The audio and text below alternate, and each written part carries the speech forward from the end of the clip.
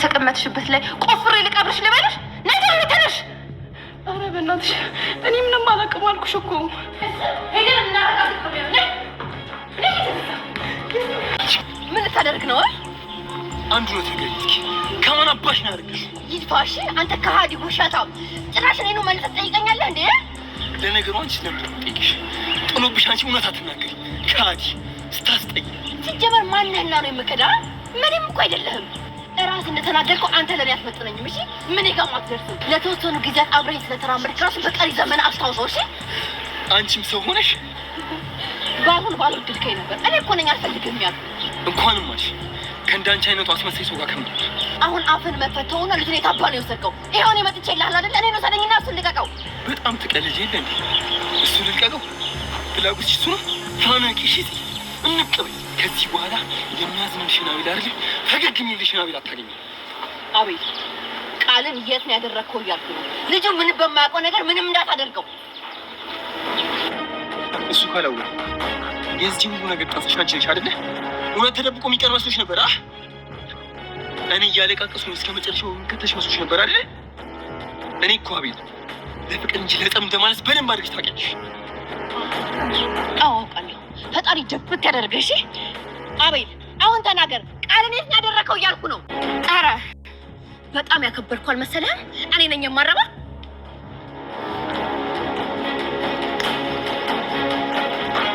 አቤል በድጋሚ እንግዲህ ያው ጽን አግቷታል ማለት ነው። ምክንያቱም እንግዲህ ሄዳ ነበር ካለበት ቦታ ቃልን ያገትከው አንተ ነህ፣ ስለዚህ እሱን መልቀቅ አለብህ፣ እኔን እንደፈለክ ማድረግ ትችላለህ በማለት እንግዲህ ከራሱ ይብን ራሱ ማለት ነው ከቀጠረበት ቦታ ድረስ በመሄድ ያው ናታን ሳያቅ ሄዳለች ማለት ነው። ናታን ጽ የት ሄደች እያለ እንግዲህ ቤት ውስጥ እየፈለገ ይገኛል ማለት ነው።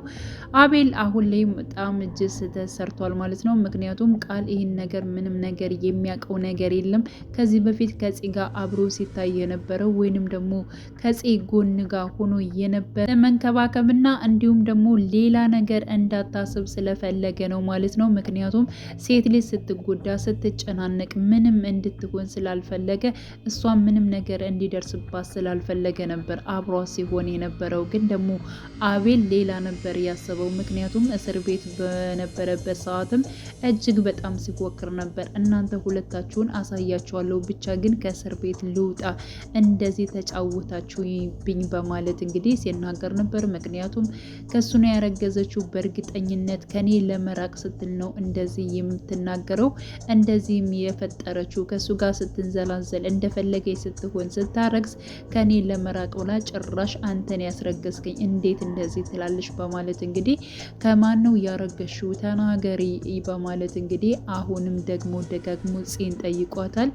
እንግዲህ ጽ ከሱ ጋር እንደሆነ ጭራሽ አታፍርም። እንዴት እንደዚህ አይነት ጥያቄ ትጠይቀኛለህ? አሁን ልጁ የት እንዳለ ንገረኝ ነው የምልህ በማለት እንግዲህ እጅግ በጣም እሷም ደጋግማ እየተናገረች ነበር። በስተመጨረሻም እንግዲህ ዝም እንድትል ወይንም ደግሞ ያፈናት ነገር ነበረ። እንዲሁም ደግሞ ራሷን ፌንት አድርጋለች ማለት ነው። ቀጥታ ቃል ካለበት ቦታ ነው በእርግጠኝነት የሚወስዳት። በነገራችን ላይ አቤል ይህን ነገር አብሮት የሚሰራው ማን ነው? ዳግም ነው ማለት ነው። ዳግም በባለፈው ፓርት ላይ እንዳየ ነው ያው ወይዘሮ ገነት ምንድን ነው የሆንከው? ጫማ ምንድን ነው የነካው? አንተ ግን ምንድን ነው የሰራው? የሆነ ወንጀል ነገር ሰርተሃል እንዴ? ሰው ደብድበሃል እንዴ? ምንድን ነው ያደረግከው? በማለት እንግዲህ ዳግምን ስታፋጥጠው ነበር ማለት ነው። ሉሊት ይህን ነገር ሰምታለች ማለት ነው። ምንድን ነው የተፈጠረው? ዳግም ምንድን ነው ያደረግከው? ሰው ገደልክ እንዴ? በማለት እንግዲህ ያው ራሷ ሉሊትም እንትን ለማለት ሞክራለች። ግን ደግሞ ይህን ነገር ቀስ ብዬ የማጣራው ጉዳይ ይሆናል በማለት ሉሊት እንግዲህ የሚያመልጣት ነገር የለም። በነገራችን ላይ በጣም የድራማው ድምቀት ነች ማለት ነው። እጅግ በጣም የምትናገራቸው ቃላቶች ራሱ በጣም ነው የሚያስቁት። እንዲሁም ደግሞ ሀናን ለማጽናናት እየሞከረች ነበረ። ሀናን ስታጽናናት ምንድን ነው ያለቻት? እንግዲህ ሀና ወንድሟ ጠፍቶባት እጅግ በጣም እያሰበች ትገኛለች። እንዲሁም ናታንም አንተ ጋ ነው ወንድሜ በእርግጠኝነት ከዚህ ቤት ከመጣ በኋላ ነው የጠፋው፣ ስለዚህ አንተ የሆነ ነገር አድርገው ይሆናል በማለት እንግዲህ አስባለች። በነገራችን ላይ ሀና ይህን ነገር ያሰበችበት ምክንያት ነበራት ማለት ነው። ምክንያቷ ምንድነው? ከዚህ በፊት እንግዲህ ለቃል ሁሉን ነገር ነግረዋለች። ከዚህ በፊት ናታን እንደሚያስቸግራት እንደሚከተላት በጣም በተደጋጋሚ እየደወለ እንደሚያስቸግራት ማለት ነው። እንዴት ሚስት እያለው እኔን እንዴት ያስቸግረኛል በማለት እንግዲህ ነግረው ነበር ለቃል ማለት ነው። ጭራሽ ባንዷ ባንቺ በእህቴ መጣብኝ እንዴት እንደዚህ ያደርጋል? የምታምር ቆንጅዬ ሚስት አለችዋል እንዴ? ለምንድን ነው አርፎ የማይቀመጠው? በማለት እንግዲህ መልሶላት ነበር ማለት ነው። እና ስለዚህ ጉዳይም ለጽ ነግራት ነበረ። ስለ ወንድምሽ እንደሚያስቸግረኝ ያለውን ነገር ለቃል ለወንድሜ ነግሬው ነበረ። ምናልባት ከአንቺ ወንድም ጋር ተገናኝተው ተጣልተው ሊሆን ይችላል በማለት ለጽ ስትነግራት፣ አረ የዚህ ባልሆነ ነገር ስንት ነገር እያለ በዚህ ባልሆነ ነገርማ በፍጹም ወንድምሽና ወንድሜ ሊጣሉ አይችሉም የሚል ነገር ነበረ የመለሰችው ማለት ነው። እና የት ሊሄድ ይችላል ብላ ስታስብ እንግዲህ ጽ ማለት ነው ያስታወሰችውን ነገር ቢሆን ምንድነው ከዚህ በፊት አቤል እጅግ በጣም ሲፎክር ነበር። እስር ቤት በነበረበት ሰዓት ላይ አንቺና ቃልን አሳያቸዋለሁ ብቻ ግን ከእስር ቤት ልውጣ እያለ ሲፎክር እንደነበር ታስታውስና ቀጥታ ለአቤል ነበር የደወለችው ማለት ነው። አቤል ወዲያውኑ ስደውል የደወለችው ደግሞ ሁኔታውን ማለት ነው ከዚህ በፊት ሲፎክር ነበረ። ስለዚህ በእርግጠኝነት ቃል ያለው ከአቤል ነው፣ አቤል ዞት እንዳይሆን በማለት እንግዲህ ለናታን ነግረው ነበረ። ጽ ስለነገረችው ለናታን ደዊ ሲላት እንግዲህ ስልክ ስደውል ደግሞ አያነሳም ነበር። ቴክስት አደረገላት። ደዊልኝ የሚል ቴክስት ነበር ያደረገላት።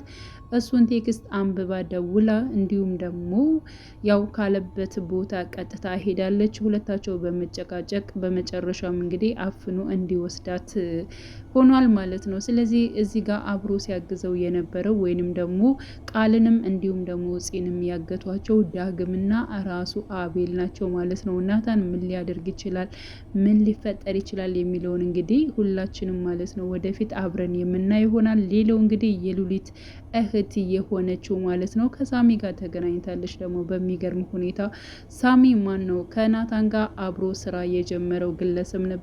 ስለ ሳሚ ከዚህ በፊት የሆነ አንድ ሰው ደውሎ ለናታን ነግሮት ነበረ። ምክንያቱም ካንተ ጋር አብሮ የሚሰራ ሳሚ የሚባለው በጣም መጥፎ ሰው ነው። ስለዚህ መጠንቀቅ መቻል አለበት። እኔ ከሱ ጋር ስራ በምሰራበት ሰዓት በጣም ብዙ ነገር ተፈጥረዋል። ይብን ራሱ የገንዛ ቤቴን ራሱ እዳ ውስጥ አስገብቸዋለሁ።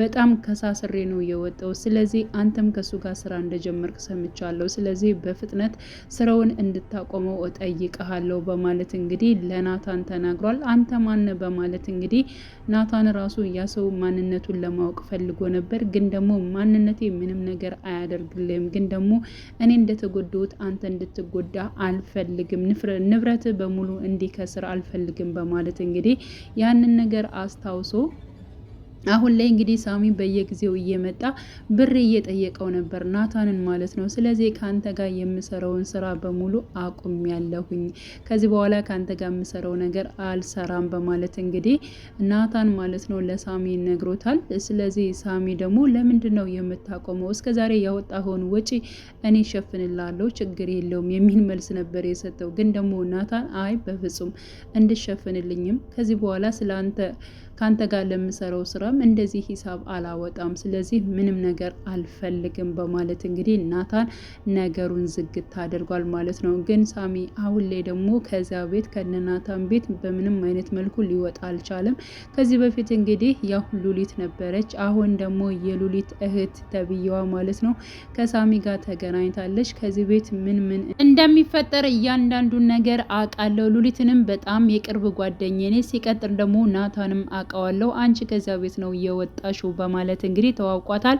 አዎ ትክክል ነህ፣ ከዛ ቤት ነው የወጣሁት እና አብረን ብንሰራ ምን ይመስልሻል በማለት እንግዲህ ያው ራሱ ሳሚ አንስቶላታል ማለት ነው። እሷም በደስታ ያን ቤት ማለት ነው ለራሷ ለማድረግ እጅግ በጣም ጥረት እያደረገች ትገኛለች ማለት ነው። እሺ እንስማማለን በማለት እንግዲህ ስልክ ቁጥር ተቀብለዋለች ማለት ነው። ስለዚህ በነገራችን ላይ ሐረግ ተከታታይ ድራማ ማለት ነው ያው እንግዲህ አሁን ላይ አቤል ኢብን በጣም ጥሩ የተቀየረው ሰው አሁን እንደገና ደግሞ ተመልሶ ክፉ ሆኗል። እንዲሁም ፂን በብዙ ነገር ውስጥ እያለች ከጭንቀት ከምን ሲያወጣት የነበረው ወይንም ደግሞ ሰላም እንድትሆን ራሱ ሲረዳት የነበረው እሱ ነበር።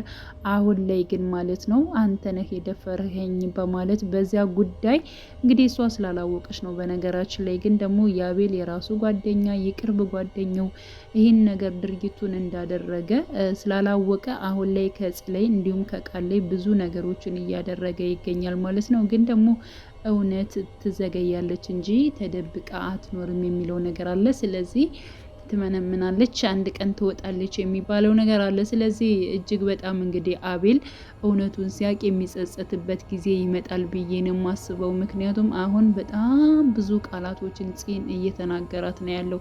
ፂን በእርግጥ እየመለሰችለት ነው፣ እሷን መጥፎ ቃል እየተናገረችው ነው። ግን ከዛ በኋላ እንግዲህ ይህን ነገር እሱ እንዳላደረገ ፂ ደግሞ የገመተችው ነገር በሙሉ ልክ እንደሆነ እንዲሁም ደግሞ ዘበኛ ሆኖ የመጣው ግለሰብ ወይንም ደግሞ የአቤል ጓደኛ የሆነው በቃ ይህን ድርጊት እኔ ነኝ ያደረኩት ብሎ ለምንድን ነው በፊት ለፊት ለጓደኛው ለአቤል ራሱ ሊነግረው ያልቻለው የሚለው ነገር እጅግ በጣም አሳሳቢ ነው የሚሆነው ማለት ነው። ስለዚህ እውነቱ መታወቅ መቻል አለበት።